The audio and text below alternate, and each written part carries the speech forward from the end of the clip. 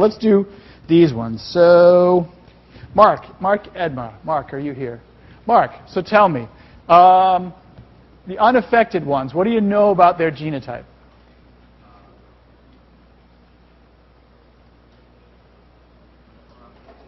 The unaffected ones, right.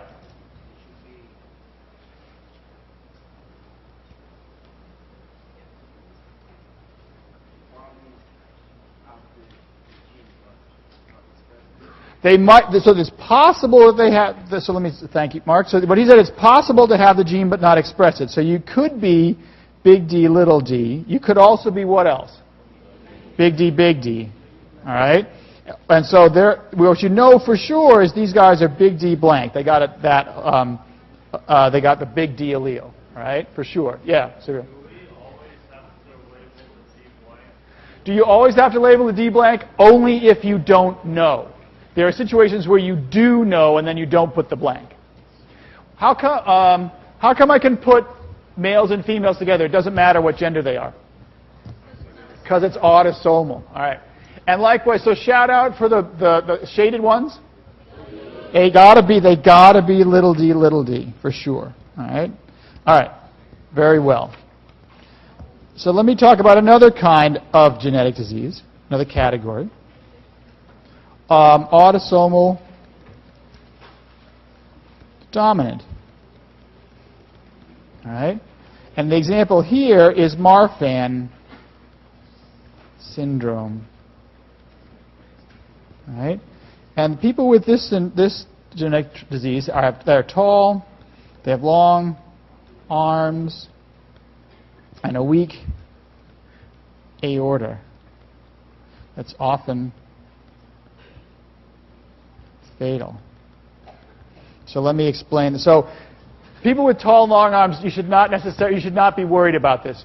It's exceptionally long arms. So it turns out, it's a neat little factoid about humans. If you measure your arm span and you measure your height, they're almost, you don't have to do it right now.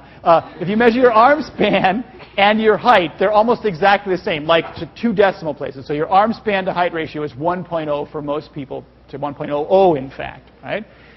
Some people, if you have Marfan syndrome, yes. Yes. Isn't it possible to have a big D and little d and still show signs of? Oh, so back up to here. Is it possible to have big D and little d and show signs of the disease? In the case of autosomal recessive, no. That's what it means to be recessive. The carriers show no phenotypic difference there. That's what, otherwise it would be dominant. So no, big D, little d's are normal. All right. So the thing is, if your arm span to height ratio is greater than 1, significantly greater than 1, people tend to be tall and skinny, it's possible to have Marfan syndrome. There's other reasons why that might be so, but it is also possible you have Marfan syndrome.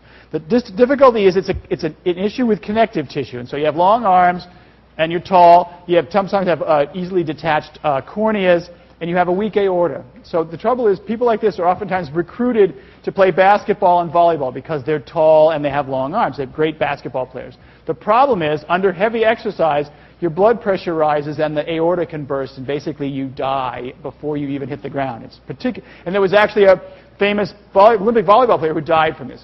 So it's when kids in high school get diagnosed with this, it's a big deal because they typically were excited about a sports career, which now they can't do and they have to be very careful about. So it's a serious business. The thing is, just because you have long arms doesn't mean you have Marfan syndrome. But if you have really, really long arms compared to your height, you might want to talk to your doctor. Yes?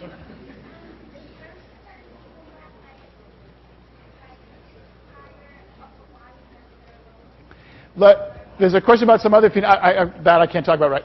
This is not the same thing as that. Let me leave that aside. All right. So, a couple things about this. This is controlled by one gene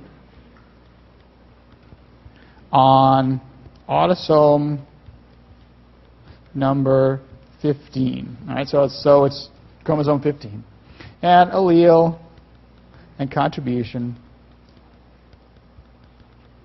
as usual.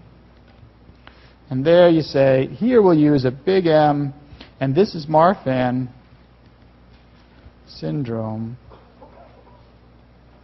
and it's dominant. And little m is unaffected, and it's recessive. And it's simple dominant in this case. All right? And so here I can draw you like a little pedigree of an example of one. For example, this one, and say this is affected, this would be big M, little m, little m, little m, and this one would be affected big M. So there's a variety of, you can find it in a pedigree this way. What I want to do is phenotype, genotype, and then we'll do some rules about these guys. Draw that up more like a circle.